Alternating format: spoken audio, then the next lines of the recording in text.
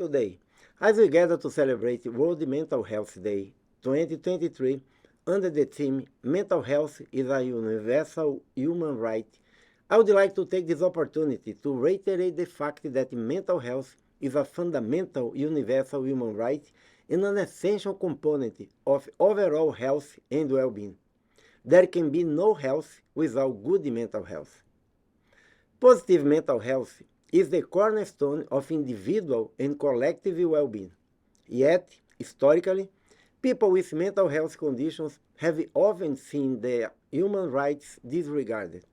They frequently experience stigma and discrimination, lack access to quality care, and are not provided an equal opportunity to participate in community life. And they can even be deprived of the ability to make personal decisions and be subject to coercive practices.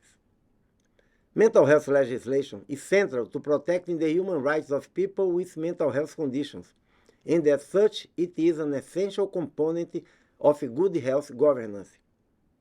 While 6% of countries in the Americas have a mental health laws, many of them do not fully comply with international human rights instruments such as the Convention on the Rights of Persons with Disabilities. In the region of the Americas, it is concerning that many people with mental health conditions are still confined to live in psychiatric institutions for treatment and are deprived of opportunities to be fully reintegrated and care for within their own communities. In fact, approximately 28% of these inpatient stays in the region are for a period of more than 5 years. Countries must urgently advance the process of desinstitutionalization, where persons requiring treatment for mental health conditions are not confined to psychiatric institutions, but are instead managed in their own communities through expanded community-based services to ensure optimal care, treatment, support, and inclusivity.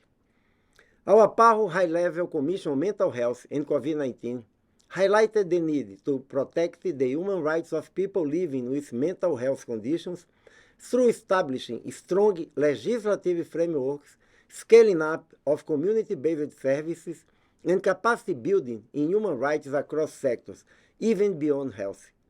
It's now our collective responsibility to translate these recommendations into practice.